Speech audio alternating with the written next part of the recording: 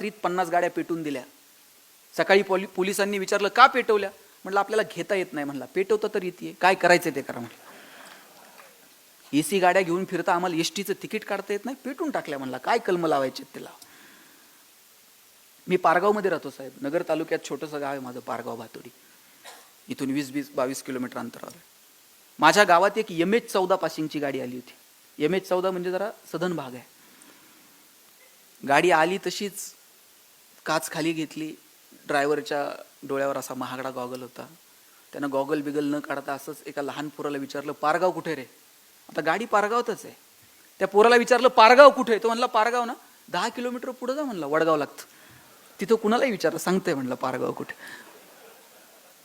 मी पळत गेलो, म्हटलं खोटं का सांगितलं? म्हणलं MH14 आहे, काय कमी? म्हणला जाते पुढे येते की मागं. म्हणलं गरिबी आणि श्रीमंतीच्या संघर्षाची सुरुवात आहे साहेब. हिच्याकडे दुर्लक्ष करून चालणार नाही. एक दिवस असा येईल कोट्यावधी रुपये असतील तुमच्याकडे, एसी गाड्या घेऊन फिराल, पण समाजातली ही दरी जर वाढत गेली तर एसी गाड्या घेऊन आपल्याला फिरता यायचं नाही. लोक काचा फोडून टाकतील. आपल्याला एक मैदान घ्यावं लागेल भाड्यानं. तिथं आपल्या महागड्या गाड्या पार्क करायच्या. आपणच 2 वॉचमॅन ठेवायचे पगार देऊन. आणि पोरं जर म्हणली ना पप्पा ते आपल्या मर्सिडीजमध्ये चक्कर मारायचं, त्याला म्हणजे कोणाला सांगू नको आपली आहे, टमटम न जायचं तिथपर्यंत. आतल्या आत सिक्युरिटी घेऊन चक्कर मारायची, गाडी तिथंच पार्क करायची आणि परत यायचं. तुम्ही सूट घालून फिरू शकाल, तुम्ही पैठण्या घालून फिरू शकाल, पण गरिबी आणि श्रीमंतीतली दरी जर वाढत गेली तर आपल्याला फिरता येणार नाही. 7व्या वेतन आयोगानंतर पगार वाढतील, रोज पैठणी घालाल, पण घरातच 6x6चा आरसा लावायचा. तुम्ही पैठणी घालायची, तुम्ही सूट घालायचा, तुम्ही म्हणायचं किती छान दिसते, तुम्ही म्हणायचं तुम्ही किती गोड दिसताय. काढून ठेवा, जाताना साधे घालून जाऊ, पार्टीतले महागडे कपडे नको. इथपर्यंत येऊन पोहोचेल, लक्षात ठेवा. आणि इथपर्यंत येऊ नये असं जर वाटत असेल तर ज्ञानोबांनी सांगितलं दुरितांचे तिमिर जाओ, विश्व स्वधर्म सूर्य पाहो, आणि जो जे वांछील तो ते लाहो प्राणी जात. ज्याला ज्याला जे जे हवंय ते ते मिळू दे, पण कधी मिळू दे? दुरितांचे तिमिर जाओ. अहो इतकं सुंदर आहे ते पसायदान. विश्वाची प्रार्थना ठरावं इतकं सुंदर आहे पसायदान. ज्ञानोबांनी त्याची सुरुवातच केली आता. दुसरा कुठलाही शब्द वापरता आला असता ना, पण किंवा पण परंतु म्हणून, पण आता म्हटले ज्ञानोबा. निर्वाणीचा शब्द आहे, झालं आता. आपण आता कधी म्हणतो? बस आता. ज्ञानोबा निर्वाणीनं म्हणालेत आता विश्वात्मके देवे. पांडुरंगा विठ्ठला म्हटले नाही, आता विठ्ठला, आता पांडुरंगा. जो कोणी विश्वाचा रचना करता असेल, आता विश्वात्मके देवे येणे वाग्यज्ञ. तो किती अधिकारवाणीनं मागितले बघा. ते असं म्हणत नाही एवढ्या वाऱ्या केल्या, एवढे वेळा तुझ्याकडे आलो ना, आता दे. एवढं तुमच्या मागे पळवलो, आता टाका निधी. एवढ्या हक्क ते काय म्हटले, किती हुशार आहेत. ज्ञानोबांचा अधिकार काय? येणे वाग्यज्ञ तोषावे. तू जर संतुष्ट असशील, मी जो वाग्यज्ञ तुझ्या समोर मांडला ज्ञानेश्वरीच्या रूपानं, संतुष्ट असशील तर दे. वाग्यज्ञ तोषो निमज द्यावे पसायदान हे. आणि पहिल्यांदा आठवण कुणाची आली साहेब? आपण म्हटलात एकही तक्रारदार नाही. उल्लेख करताना सुद्धा त्यांना पहिल्यांदा तक्रारदाराचा उल्लेख करावा लागला. तक्रारदार नाही असं म्हणताना सुद्धा तक्रारदाराचा उल्लेख आहे. बरोबर आहे ना? ज्ञानोबांना सुद्धा उल्लेख कुणाचा करावा लागलाय? जे खळांची व्यंकटी सांडो. मदत करणाऱ्यांचा उल्लेख आधी. ज्ञानोबांवर प्रेम केलं नाही का समाजानं? 2-5 लोक असतील ना, पण ज्ञानोबा आधी असं म्हटले नाही यानं लय मदत केली, पहिलं याला देऊन टाका, असं नाही. ज्ञानोबांनी पहिला उल्लेख केला जे खळांची व्यंकटी सांडो. जे वाईट आहे, जे दुर्जन आहे देवा, त्यांची वाईट बुद्धी सांडून जाऊ दे. खळांची व्यंकटी सांड तया सत्कर्मीरती वाढो. किती सुंदर शब्द वापरलाय, वाढो. माऊली रुजो नाही म्हटले, वाढो. रुजो कधी म्हणतात? जेव्हा काहीच नाही तेव्हा रुजो. आणि वाढो कधी? थोडा आहे आता वाढो. वाईटातल्या वाईट माणसामध्ये सुद्धा थोडी तरी सत्कर्माची वृत्ती आहे, आणि म्हणून ज्ञानोबा म्हणतात वाढो. काय सुंदर आहे ते पसायदान. आणि मग जो जे वांछील तो ते लाहो. ज्याला ज्याला जे जे हवंय ते ते मिळू दे. आनंद अपेक्षित आहे ना, मिळू दे, पण कधी मिळू दे? दुरितांचे तिमिर जाओ. देवा अगोदर पाप अंधकार दूर होऊ दे. आणि हे पाप आणि अंधकार दूर करण्याची ताकद तुमच्या व्यवस्थेत आहे का? तुमच्या शिक्षण व्यवस्थेत आहे का? तुमच्या संस्कारांमध्ये आहे का, तुमच्या मूल्यांमध्ये आहे का? मला वाटतं हे स्वतःला विचारावं. आमची सगळी शिक्षण व्यवस्था जर आम्हाला मार्कांच्या पाठीमागं धावायला लावणार असेल, साहेब गुणवंत विद्यार्थ्यांचे सत्कार होतात हल्ली, हजार हजार विद्यार्थ्यांचे सत्कार, प्रत्येक पक्ष वेगवेगळे सत्कार करतो. ते महिनाभर पोरं फक्त कधी बाण, कधी कमळ, कधी घड्याळ, कधी पण असलं घेऊन फिरत असतात. ते सर्टिफिकेटवर असतेच की कोपऱ्यात. आणि ते इतके ते गुणवंतांचे सत्कार आहेत ना. आणि त्यात मी एका सत्काराला गेलो होतो, तिथं असे 90च्या पुढच्या 3 रांगा होत्या, 80 ते 90 मध्ये 10-20 रांगा होत्या, आणि 60-70 वाल्यांच्या 50 रांगा होत्या. आता ज्यांना 90 पेक्षा जास्त येत ना ते अशा आयटीत बसले होते राजू शेठ, एकदम खुश, आपण 90च्या पुढे आहोत. 80 ते 90 मधले एकदम टेन्शन मध्ये होते. म्हणजे त्यांच्या विचाराची अवस्था नेमकी युती होईल का, इकडे जाऊ का, अशी जी दोलायमान अवस्था आहे ना, नेमकं इकडे अशा अवस्थेत ते 80 ते 90 मधले होते. आणि मागे जे 60-70 वाल्या 50 रांगा होत्या ना साहेब, ते 90 वाल्यांपेक्षाही खुश होते.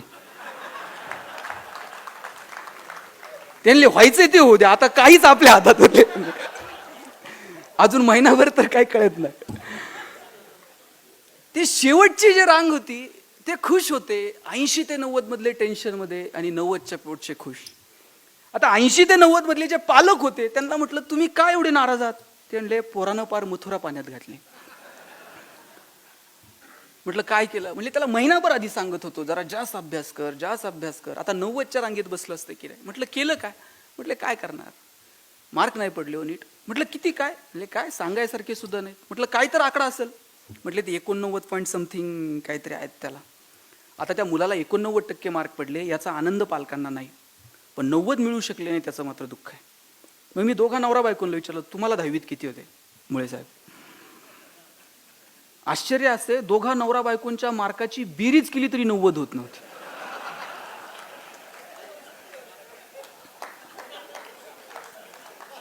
आणि त्यांना दुःख याचं होतं पोराला 90 पडले नाहीत. आम्ही या सगळ्या शिक्षण व्यवस्थेला कुठे घेऊन चाललोय? कॉमर्समध्ये ग्रॅज्युएट झालेल्या पोराला बँकेत डीडी काढता येत नाही, मराठीत ग्रॅज्युएट झालेल्या पोराला शुद्ध नीट मराठीत बोलता येत नाही, इंग्रजीत ग्रॅज्युएट झालेल्या पोराला स्वतःचा बायोडाटा इंग्लिशमध्ये लिहिता येत नाही. कुठे घेऊन चाललोय आम्ही या सगळ्या व्यवस्थेला? नॉस्कॉम कमिटीचा रिपोर्ट होता, in future 75% engineers will be permanently unemployed, 90% plain graduates will be permanently unemployed. नोकऱ्याच मिळणार नाहीत. 90% प्लेन ग्रॅज्युएट, इंजिनियर्स 75%, नोकऱ्याच नाहीत. का नाहीत? ते आम्ही शिकलो नाही. आम्ही फक्त आणि फक्त मार्कांच्या पाठीमागे धावत राहिलो. मार्क कसे मिळतील? समाजात नवीन नवीन काय घडतंय? जपान उद्ध्वस्त झालं पण परत ताटमानेनं उभं राहिलं. कुणाच्या जोरावर राहिलं? तिथल्या लिंबू टिंबू पोरांच्या जोरावर जपान उभं राहिलं. दुबईमध्ये काय होतं? तेलाचे पैसे होते पण proper utilization of the resources. आज काय? जगातला सगळ्यात बिझिएस्ट एअरपोर्ट दुबईचा आहे, जगातला सगळ्यात प्रॉफिएस्ट मॉल दुबईचा आहे. आम्ही आमच्या पोरांना मोठी स्वप्न दाखवली नाही, त्यांना त्यांच्या जगण्याची कला शिकवली नाही. फक्त मार्क कर, कुठेतरी नोकरी लाग, ह्याच्या मागे लाग, त्याची चिठ्ठी आण, बँकेत तरी लागलं पाहिजे, पतसंस्थेत तर चिटकलं पाहिजे. परवा निमसे सर भेटले होते एका कार्यक्रमात. लखनौला कुलगुरू असताना 123 जागांसाठी लाखो पोरांनी अर्ज केले होते शिपाई पदासाठी, आणि त्याच्यामध्ये हजारो पोरं PhD होल्डर होते. कुठे घेऊन चाललोय आम्ही सगळ्या शिक्षण व्यवस्थेला? म्हणजे आम्ही, आणि याच्यात पोरांची चूक नाहीये, पालक म्हणून तुमची माझी चूक नाहीये का? आपण शिक्षणाचा अर्थ एकमेव नोकरी मिळाली पाहिजे एवढाच सांगितला. पण तुझं जगणं समृद्ध करण्यासाठी बाळा शिक्षण आहे, तुला जगायचे तसं जग. का मोठी स्वप्न आम्ही पोरांना दाखवली नाही? का आम्ही त्यांना सांगितलं नाही उद्योगात ये, व्यवसायात ये, नोकऱ्याच करायच्यात तर जरा मोठ्या कर, काहीतरी वेगळं मोठं स्वप्न बघ, हे का सांगू शकलो नाही? पोरग काही वेगळं करायला गेलं का बापच त्याला सांगतंय अंथरून पाहून पाय पसर. त्याला ते पोरग हातपाय खोडून खोडून मरून गेलं, पण बापानं काय त्याला कधी हातपाय पसरू दिले नाहीत. तुम्हाला सांगतो, आज तुम्ही घरी गेलात ना, पोराला सांगा हातपाय पसर, अंथरुणाचं काय करायचं तुझा बाप बघल. एवढी धमक, एवढी रग आम्हाला पोरामध्ये निर्माण करता आली पाहिजे. लात मारील तिथून पाणी काढेल अशी ताकद त्या पोराच्या मनगटात निर्माण करता आली. आम्ही भीती निर्माण केली आणि पोरांसाठी कमवायच्या फंदात पडलो. लायक असेल तर ते कमवतोय आपोआप, नालायक असेल तर तुम्ही किती कमवून ठेवा बघा, ते 2 दिवसात उडवतोय. त्याच्यामध्ये कमवण्याची रग, त्याच्यामध्ये कमवण्याची लायकी आम्हाला निर्माण करता येईल का? मुळात हा प्रश्न आहे. म्हणून त्या दृष्टीने आम्ही काही मुलांना दिलंय का? नोकरी नोकरी नोकरी, ते एक बाग आहे, त्या बागेत 1 क्लर्कची जागा भरायची होती, तर 1000 पोरांनी ॲप्लिकेशन केलं. आता एकच जागा आहे, एकाच पोराला नोकरी मिळणार आहे. एकाला अपॉइंटमेंट लेटर साईन करून मिळणार. त्यावेळेस बागेतला शिपाई पळत आला, म्हटलं साहेब याला नोकरी देऊ नका. म्हणे का? बागेत जे गोरीला माकड होतं ते मेलंय म्हटले. आता गोरीला नाही तर लोक कशी येणार, लोक नाही तर पगार करायचा कशात, काही करा पण याला नोकरी देऊ नका. स्वाभिमान शून्य पिढी जन्माला घातली. त्या पोरानं बागेतल्या मॅनेजरचे पाय पकडले, म्हटलं साहेब तोंडात आलेला घास काढू नका, पडेल ते काम करल पण नोकरी तेवढी द्या. साहेब म्हणले रडू नको. पोरगं म्हणलं लग्न होईपर्यंत तरी द्या, परत सोडून टाकेल. साहेब म्हटले तुला नोकरी क्लर्कची देतो, फॅसिलिटीज क्लर्कच्या मिळतील, पगार क्लर्कचा मिळेल, पण जोपर्यंत बागेत गोरीला येत नाही तोपर्यंत काम मात्र गोरीलाचं करावं लागेल. तो म्हणला पगार आहे ना, मग गोरीला तर गोरीला. रोज यायचा, गोरीलाचे कपडे घालायचा आणि पिंजऱ्यात जाऊन उभं राहायचं. लोक यायची, शेंगा बिंगा खायला घालायची. म्हणला मजा आहे, पगार पण चालू आहे, डेली अलाउन्स पण सुरू आहे. म्हटलं एक दिवशी कॉलेजच्या पोरापोरींची ट्रिप आली आणि कॉलेजच्या मुला मुलींकडे बघून हे जोर जोरात उड्या मारायला लागला आणि उड्या मारता मारता चुकून वाघाच्या पिंजऱ्यात जाऊन पडलं. आता वाघाच्या पिंजऱ्यात पडल्यावर म्हटलं नोकरी गेली तरी चालती, जीव वाचला पाहिजे. जीव वाचावा म्हणून जीवाच्या आकांतानं ओरडायला लागला, वाचवा. याच्या आवाजानं झोपलेला वाघ जागा झाला.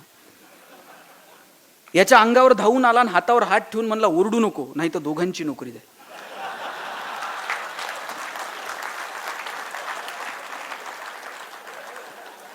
नंतर कळलं गोरिलाच्या भूमिकेत BSc झालेलं होतं आणि वाघाच्या भूमिकेत MSc झालेलं होतं.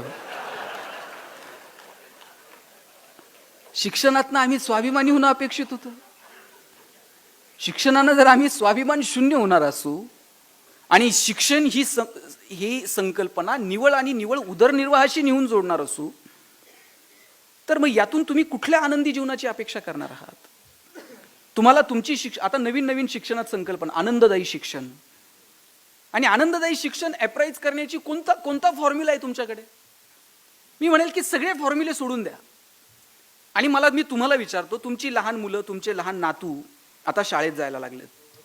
न्यायला गाडी येते, सोडवायला गाडी येते, ते टाय बी बांधून शूज बीज घालून पोरगं तयार असतं. भारत हा असा एकमेव देश असेल कदाचित की ज्या देशामध्ये मातृभाषेपेक्षा इतर भाषांमध्ये शिक्षण देण्यावरती अधिक भर दिला जातो. जगातली सगळी प्रगतशील राष्ट्र स्वतःच्या भाषेत शिकवतात. इतर भाषा अंगीकारू नका या मताचा मी निश्चित नाही. इंग्रजी जगाची भाषा आहे, स्वीकारली पाहिजे, शिकली पाहिजे. पण जे कन्सेप्ट तुमच्या मातृभाषेत क्लिअर होतात ते इतर भाषेत होतीलच असं नाही. आणि म्हणून किमान वय वर्ष 0 ते 4, वय वर्ष 0 ते 8 हा जो आकलनाचा कालावधी, याच्यामध्ये आपण कुठल्या भाषेत मुलांशी बोलतो? ज्या वेळेस ती गाडी शाळेत न्यायला येते मुलांना, त्यावेळेस मुलांचे चेहरे कसे असतात? एकदम थकलेलं असते ते, आई थांब ना, अजून झोप झालेली नाहीये. ते बळच त्या पोराला डबा बिबा भरून ते गाडीत पाठवलं जातं. शाळेत जाताना मुलं अशी तोंड बारीक करून जातात आणि शाळेत ज्यावेळेस शेवटची घंटा पडते त्यावेळेस मुलांचे चेहरे कसे असतात? म्हणजे कैदी बाहेर पडावेत असे पोरं तुटून बाहेर पडतात. हे आनंददायी शिक्षण आहे का? ज्या दिवशी पोरं अशी आनंदानं शाळेत जातील आणि तोंड बारीक करून घरी येतील ना, त्या दिवशी ते आनंददायी शिक्षण. याच्यापेक्षा दुसरा कोणता फॉर्म्युला आहे असं मला वाटत नाही. म्हणून मुलांना मुळातच शिक्षण आनंदानं असावं, ते आनंद देणारं असावं. आमच्याकडे सगळ्या फॉर्मॅलिटी, इतक्या फॉर्मॅलिटी ना, कमालीच्या फॉर्मॅलिटी आहेत शिक्षणामध्ये. म्हणजे शाळांमध्ये लॅबोरेटरीज नाहीत, लायब्ररी नाहीत, गावामध्ये 4-4 कोटीची मंदिर आहेत साहेब. तिथे इतक्या चांगल्या पद्धतीनं समाज मंदिर उभं राहू शकेल, ज्ञान मंदिर उभं राहू शकेल. मागच्या महिन्यात आपण एक संकल्पना राबवली, मंदिरात वेगवेगळ्या विषयांवरती बोललं जावं, मुलांना खेळाकडे घेऊन जाण्यात यावं. पण शाळेमध्ये जी लॅबोरेटरी आहे तिथे ते पोरगं प्रयोग करायला गेलं की ते गुरुजीच सांगतंय लिटमस पेपर संपलाय तेवढाच वापर, चंचू पात्र फुटेल, ते दुसरं काही करू नको. आणि म्हणून आम्ही एक नवीन संकल्पना मांडली की गावात जे मंदिर आहे त्या मंदिरानं किमान एक वेगळी भूमिका, ज्ञान मंदिर नावाची संकल्पना मांडली. गावातल्या मंदिरातून मुलांना निसर्ग, समाज, अर्थकारण या वेगवेगळ्या विषयांवरती त्यांच्याशी बोललं जाईल का? त्या विषयांवरती त्यांच्याशी संवाद साधला जाईल का? मला वाटतं या दृष्टीनं प्रयत्न होणं गरजेचं आहे. वर्षानुवर्षे तेच शिकवलं जातंय, त्याच गोष्टी, या गोष्टींच्या पलीकडे जाता येईल का? तीच वाक्य आहेत. कर्ता कर्म क्रियापद एकत्र केलं का वाक्य तयार होतं. पोरांनो लिहा, शरद जेवण कर, कमल पाणी आण, हे असलंच आहे. याच्यात आम्ही कधी बदलणार आहोत? जोपर्यंत आम्ही हे बदलत नाहीत आणि येणाऱ्या पिढीची पावलं ओळखून मुलांपर्यंत काही पोहोचवत नाहीत, तोपर्यंत आम्ही वेगळ्या संकल्पना मुलांसमोर मांडू शकत नाहीत. आणि म्हणून आनंदानं जगायचं असेल आणि आनंद द्यायचा असेल, आनंद घ्यायचा असेल आणि मुळात जीवन आनंदी असावं असं जर वाटत असेल तर आपल्या आपल्या जगण्याच्या संकल्पना आपल्याला ठरवाव्या लागतील. अमेरिका प्रगतशील राष्ट्र आहे, दुसरीकडे भूतान आहे. भूताननं साहेब समाधानाचा निर्देशांक जाहीर केला आणि सगळ्या जगानं डोळे विस्पारले. भूतान सांगत होतं आमच्याकडे चमचमीत रस्ते नाहीत, आमच्याकडे चकचकीत मॉल नाहीत, पण आम्ही समाधानी आहोत. एक दिवस असा येईल तुम्हाला तुमचा निर्देशांक समाधानाच्या पातळीवरती मोजावा लागेल. आपण समाधानी आहोत का? मला वाटतं हे स्वतःला विचारून पाहावं. आणि आम्ही समाधानी असणं हे आमची सेल्फ कॅरेक्टरिस्टिक आहे. ती आमच्या पातळीवरती आम्हाला मोजावी लागणार आहे. जगात जर सगळ्या गोष्टी पैशाने विकत मिळत असत्या तर जगातली सगळी श्रीमंत माणसं सुखी झाली असती. पण मी कितीतरी श्रीमंतांना रडताना बघितलंय. शिर्डीला जाऊन बघा, साईबाबाच्या मंदिरात लाखो रुपये टाकतात. बाबा ते झोप तरी येऊ दे रात्रीची, तुला सोन्याचं सिंहासन देतो, पण मला माझ्या खुर्चीवर नीट बसता येत नाही. पैशानं जर माणसं सुखी होत असती तर जगातली सगळी श्रीमंत माणसं सुखी झाली असती. 10 साखर कारखान्याचे शेअर्स आहेत साहेब, पण डॉक्टरांनी सांगितले चमचावर पण खाऊ नको. 10 लाखाचा दिवाण म्हणून घेतलाय झोपायला, पण डॉक्टरांनी सांगितलंय मनक्यात गॅप आहे, चटेवर झोपत चल. What is the sustainable development? कशाला म्हणायचं सुख, कशाला म्हणायचा आनंद? पैशात जर आनंद असता तर जगातली सगळी श्रीमंत माणसं आनंदी असली असती, पण नाहीये. मी म्हणत नाही पैसे कमवू नका, तो पुरुषार्थ आहे, कमवा, पण कुठे खर्च करायचं ते ठरवा, कोणत्या कामासाठी खर्च करायचं ते ठरवा. स्वतःच्या आणि इतरांच्या आनंदाच्या संकल्पना शोधा, त्या संकल्पनांवरती आम्हाला तो खर्च करता येईल का ते शोधा. परवा एक माणूस एका डॉक्टरांकडे गेला, म्हटला साहेब झोप लागत नाही. डॉक्टर म्हणल्या 2 गोळ्या खा, झोप लागेल. ह्या गोळ्या खाऊन दमलो, दुसरं काहीतरी सांगा. डॉक्टर म्हणले माझे उपचार संपलेत, मंदिरात एक महाराज आहेत, त्या महाराजांकडे जा. ते महाराजांकडे गेला. आता महाराज चांगले होते. महाराज म्हणले याला काय सांगावं आता झोपेचं. महाराज म्हणले एक काम कर, तुला आता गोळ्या औषध दुसरा डॉक्टर घे. नाही म्हणलं आता डॉक्टरवर विश्वास नाही महाराज, तुम्हीच काय असेल ते. महाराज प्रामाणिक होते. ते म्हटले आता याला काय सांगावं. ते म्हणले एक काम कर, ज्याला झोप लागते असा माणूस शोध आणि त्याचा शर्ट घालून झोपत जा. म्हणले तुला झोप लागेल. तो तिथून उठला आणि डॉक्टरकडे गेला. म्हणला डॉक्टर गोळ्या देऊ नका, शर्ट द्या म्हणला. म्हणले ते काय? म्हणले ते महाराजांनी सांगितलंय ज्याला झोप लागते त्याचा शर्ट घाल. ते डॉक्टर रडायला लागले साहेब. ते म्हणले तुला कुणी सांगितलं मला झोप लागते म्हणून?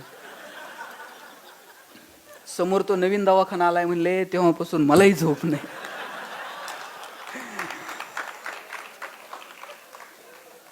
ते माणूस म्हणला उठ, दोघं मिळून शोधू. एका इंजिनियरकडे गेले. म्हणले बाबा तुझं काय, तुला झोप लागते का? 6 महिने पालिकेत बिल अडकलंय म्हणले, या टेबलून त्या टेबलवर. चल म्हणले आमच्या सोबत. एक एक एक एक करत 5-25 जण गोळा झाले, पण एकाला झोप नाही. शेवटी एका पुढाऱ्याकडे गेले. म्हणले तुझं काय प्रकरण? म्हणले आमचं फार अवघड आहे म्हणले, मागच्याच इलेक्शनचा अजून वसूल नाही, आता परत काय कसं काय होईल, कुणाची लाट, कुणाची सत्ता, कुणाचं तिकीट, अजून 2 महिने तर झोप नाही म्हणले. नंतर झोपतो म्हणले 2 महिन्यानंतर निवांत. त्यांना आता तर झोप नाही. त्यांना चला साहेब आमच्याबरोबर, तुम्ही चला, शोधू आपण माणूस. त्या पुढाऱ्याच्या नेतृत्वाखाली 5-25 जण शोधायला लागले. कुणाला झोप लागते, कुणाला झोप लागते. माणूस सापडे ना साहेब ज्याला नीट झोप लागते. दमले सगळेजण. एका आंब्याच्या झाडाखाली जाऊन झोपले. म्हणले बसू जरा आराम करू, मग शोधू ज्याला झोप लागते. एक शेतकरी होता, धोतर बांधलेलं होतं फक्त, गुंडाळलेलं, अंगावर शर्ट नाही, घामाघूम झालेला. त्याचं नांगरून झालं. बैल आंब्याला नेऊन बांधली, पळत गेला, विहिरीत उडी मारली, बाहेर आला. बायकोनं दिलेलं गाठोडं सोडलं, 2 भाकरी दुधात चुरून खाल्ल्या, पायातली चप्पल उशाला घेतली आणि 2 मिनिटात घोरायला लागला. हे 25 जण म्हणले सापडला की माणूस ज्याला झोप लागते. यांनी असा गदा गदा हलूनच उठवला. म्हणले अशीच झोप लागते का रोज? शेतकरी म्हणला असंच शेड्यूल असते म्हणला आपलं. सूर्य मावळायला उशीर म्हणला, वजभर गवत कापतो, जनावराला खाऊ घालतो, पाणी पाजतो, धारा काढतो. घरी गेला, 2 भाकरी खाल्ल्या, झोपला म्हणला. कोंबडा आरवायला उशीर, उठला, चालला कामावर. त्यांनी आमच्यावर एक उपकार करशील का? म्हणले का? म्हणजे आम्हाला 25-30 जणांना तुझा एक शर्ट देशील का म्हणले. ते हसायला लागला. म्हणला 30 जणांना एक माझ्याकडे नुसता एक असता असा उघडा नांगरत बसलो असतो काय म्हणलं. देव किती सुंदर वागलाय बघा. ज्याच्याकडे ढिगा नाही त्याला रात्रीनं झोप नाही. आणि ज्याच्याकडे एक शर्ट घालायला नाही ते 2 मिनिटात झोपतंय. सुख आनंद ह्या संकल्पना पैशांशी संबंधित असत्या तर जगातली सगळी श्रीमंत माणसं सुखी झाली असती. मला वाटतं ह्या संकल्पना आपल्या आपल्या मनाशी संबंधित आहेत.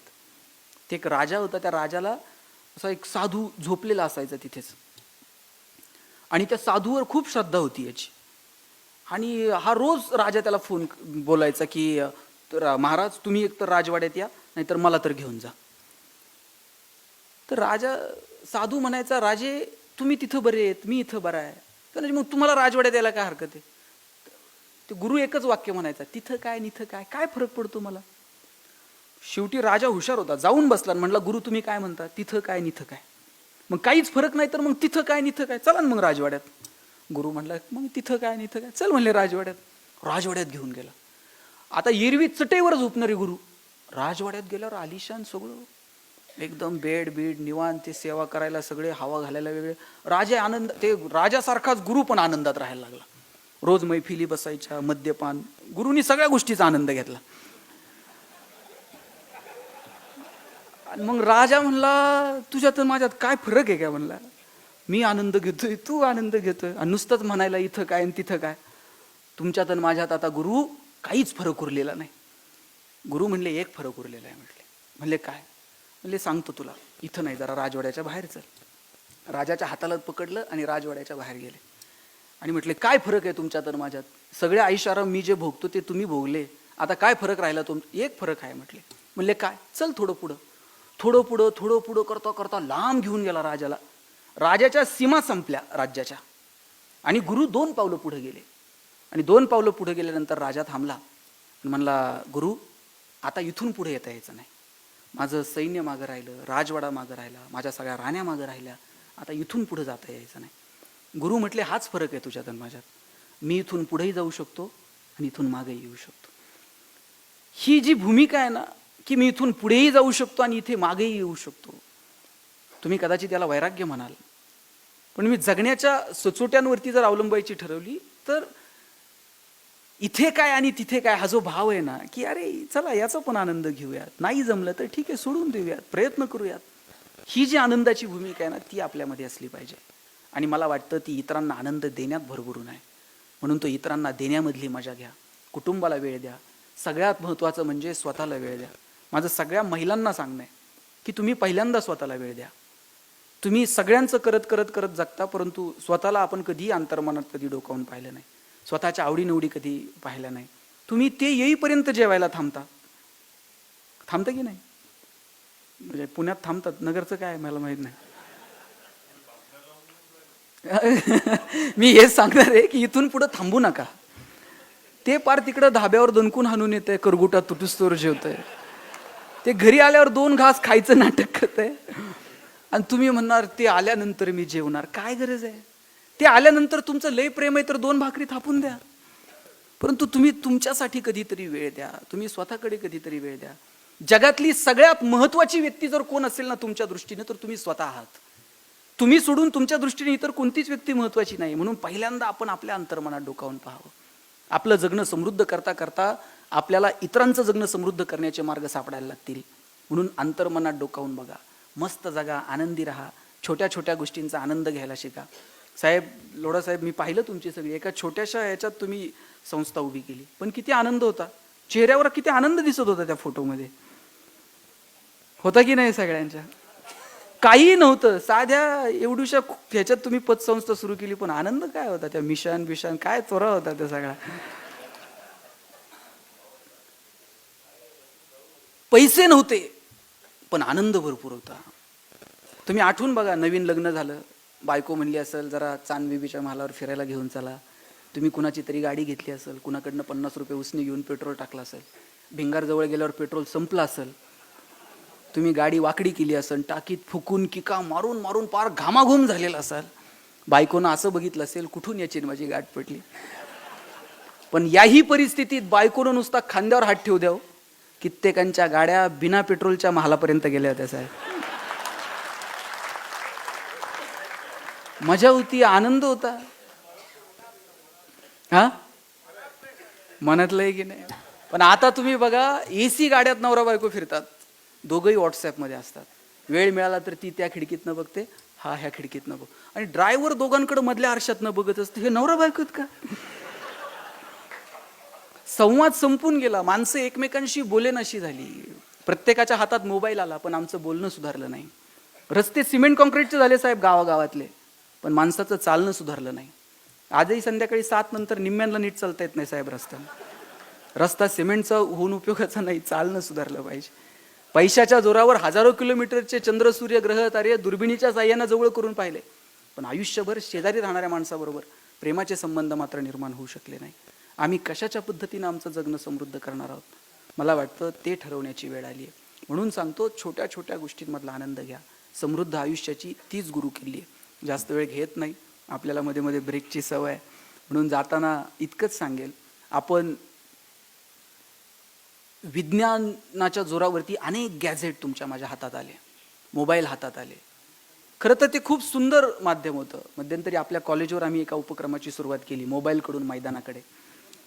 साहेब, या मोबाईलच्या म्हणजे कोट्यावधी लोकांच्या हातात मोबाईल आहे, आणि ते खूप चांगलं साधन आहे. खरं तर एका क्षणात तुम्ही जगापर्यंत जाऊ शकता.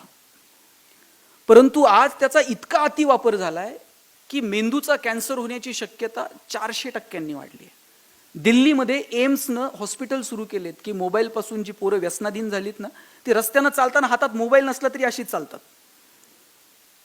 ती नेक्स्ट लेवल, नेक्स्ट लेवल. एक पेशंट असं होतं, घरात पाहुणा आला का ते म्हणायचं नेक्स्ट लेवल, नेक्स्ट लेवल. त्याला दुसरं सुचतच नव्हतं. रस्त्यानं जाताना मी बघतो, गाडी चालवताना लोक अशी मान, पुढची पिढी सुद्धा अशीच जन्माला येईल साहेब. तुम्ही 5वीच्या दिवशी फक्त मोबाईल टाकून द्यायचा, ते डायरेक्ट बोलायला सुरू करते. म्हणजे इतका अतिवापर. 2-2, 2.5 वर्षाच्या पोरांच्या हातात आपण मोबाईल, आणि बाप कौतुकानं सांगतो चौकात, मला कळत नाही ते त्याला कळतंय, बरोबर व्हॉट्सॲप काढते. 10-10, 11-11 वर्षाच्या पोरांच्या हातात मोबाईल आहेत. मी शिवाजीनगरला बसमध्ये बसलो, मला कात्रजला उतरायचं होतं. शिवाजीनगर ते कात्रज 40-45 मिनिटांचा प्रवास आहे. माझ्या शेजारी साहेब 9वीतली 10वीतली मुलगी बसलेली असेल. 45 मिनिट कंटिन्यू मोबाईलमध्ये खेळत होती. उतरताना मी तिला विचारलं, श्वास घ्यायला या PMTत जागा नाही, तू मोबाईलवर एवढं काय महत्वाचं होतं? ती म्हटली, काही नाही रे, आता घरी जायचंय ना, इनबॉक्स डिलीट करत होते. म्हटली, दिवसभर आलेले मेसेजेस डिलीट करते. मुलींना कळायला लागलं, घरात जात असताना दिवसभर आलेले मेसेजेस डिलीट करायचे असतात. मग डिलीट करण्यासारखं दिवसभर स्वीकारायचं का? कारण काय स्वीकारावं आणि काय स्वीकारू नये हे सांगणारी माध्यमं साहेब घरात उरली नाहीत. कॉलेजला गेलेल्या पोराच्या मोबाईलला अचानक पासवर्ड आला.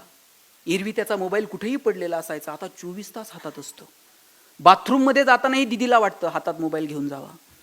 आईवडिलांना कळू नये आता मुलींसोबत बोलायची वेळ आली आहे म्हणून. पण काय बोलावं आणि काय बोलू नये हे सांगणारी माध्यम उरली नाहीत.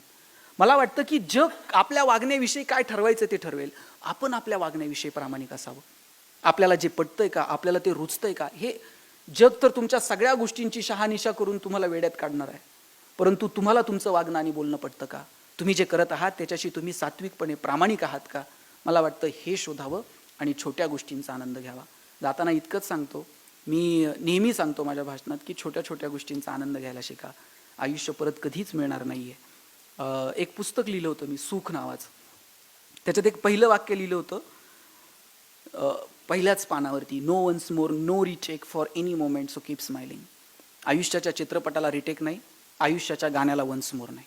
तुम्हाला वाटलं माझं भाषण पुढं ढकलता येणार नाही, घरी गेल्यानंतर वाटलं परत ऐकावं, परत ऐकता येणार नाही. आयुष्याचा कोणताही क्षण पुढे ढकलता येत नाही आणि आयुष्याचा कोणताही क्षण रिव्हर्स करून बघता येत नाही. म्हणून जे जे क्षण आयुष्यात आलेत ना, तेच फक्त आपले आहेत. ते अमिताभ बच्चनचा एक कार्यक्रम आहे, कौन बनेगा करोडपती. प्रश्न विचारल्यावर तो काय म्हणतो, आपका टाइम शुरू होता है, आणि अब म्हटल्यानंतर टिकटिक सुरू होते, आणि टिकटिक संपल्यानंतर तुम्ही म्हटलात आता उत्तर येते, सांगू का? उपयोग आहे का? ज्या दिवशी जन्माला आलात ना त्या दिवशी टिकटिक सुरू झाली, कधी बंद होईल माहीत नाही. आणि तुम्ही टिकटिक संपल्यावर म्हटलात अरे व्याख्यानाला जायचं राहिलं, तिथं विनोद झालता, हसायचं राहिलं, तिथं आवडलं होतं, बोलायचं राहिलं, मदत करायची होती, करायची राहिली, फक्त पाठीवर थाप मारायची होती हो, पण हात आखडता घेतला, नंतर नाही. श्वास थांबला की सगळं संपून जातं. 14 वित्त आयोगातून शेड तयार करून ठेवलेत, पांढऱ्या कापडावाल्यांनी कापड तयार करून ठेवलेत, मडकेवाल्यांनी मडके थापून ठेवलेत, बांबूवाल्यांनी बांबू साळून ठेवलेत, सगळं तयार आहे. रडणारे सुद्धा तयार आहेत साहेब.